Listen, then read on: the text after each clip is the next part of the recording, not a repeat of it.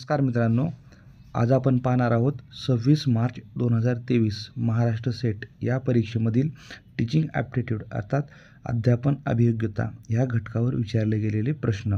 प्रश्न क्रमांक 1. शिक्षक टिंबटिंब स्तराच्या अध्यापनामध्ये समस्या निराकरण पद्धती वापरतात. Problem solving methods are used by the teacher in ... level of teaching.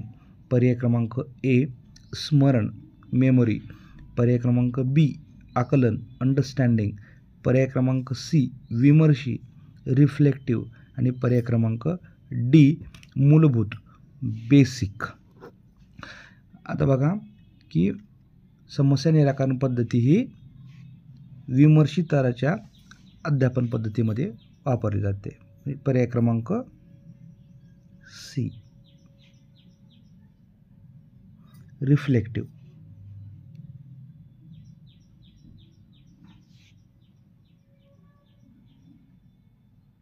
पुढील प्रश्न. प्रश्न दुसरा. टिंबटिंब यांच्याकडून मिळालेले वर्ग अध्यापनाबाबतचे प्रत्याभरण शिक्षकांसाठी महत्त्वाचे प्रत्याभरण असते.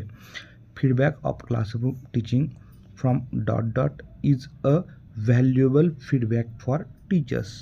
पर्याय क्रमांक ए विद्यार्थी आणि ग्रंथपाल स्टुडंट्स अँड लायब्ररियन, शिक्षक सहकारी आणि ग्रंथपाल कलिग अँड लायब्ररियन. पर्याय क्रमांक सी विद्यार्थी आणि पालक स्टुडंट्स अँड पॅरेंट्स आणि पर्याय क्रमांक डी विद्यार्थी आणि शिक्षक सहकारी स्टुडंट्स अँड कलिग्स. तर विद्यार्थी आणि पालकांकडून मिळालेले प्रत्याभरण हे शिक्षकांसाठी अत्यंत महत्त्वाचे असते. म्हणजेच पर्याय क्रमांक C students and parents. Feedback of classroom teaching from students and parents is a valuable feedback for teachers.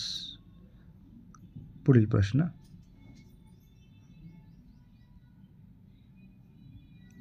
प्रश्न तिसरा.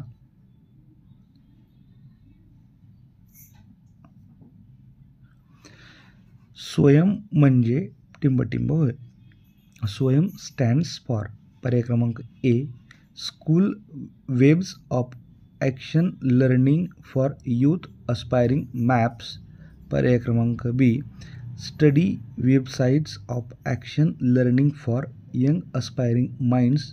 पर्याय क्रमांक C school websites of active learning for youth aspiring maps आणि पर्याय क्रमांक D study webs of active learning for young aspiring minds. तर स्वयंचा full form आपण यापूर्वी पण पाहिलेला आहे. स्वयंचा फुल फॉर्म होतो study webs of active learning for youth aspiring minds. म्हणजे पर्याय क्रमांक डी हे याचं योग्य उत्तर आहे. पुढील प्रश्न पाहूया. प्रश्न क्रमांक 4.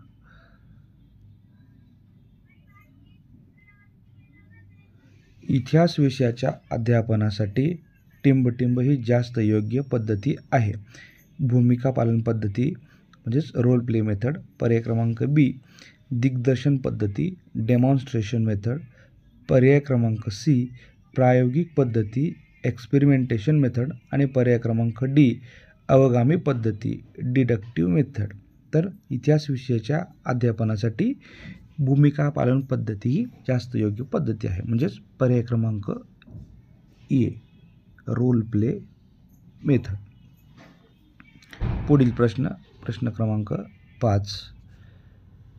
अध्यापन प्रक्रियेने नियमन ... मूल्यमापनाद्वारे केले जाते. The learning process is monitored bye ...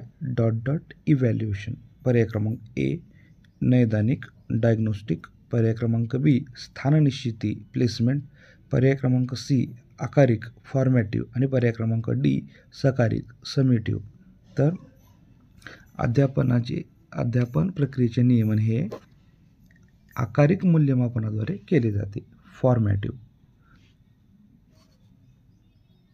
learning process is monitored by formative evaluation. तर हे होते 2023 या सेट परीक्षेमधील टीचिंग ॲप्टिट्यूड या घटकावरील प्रश्न. धन्यवाद.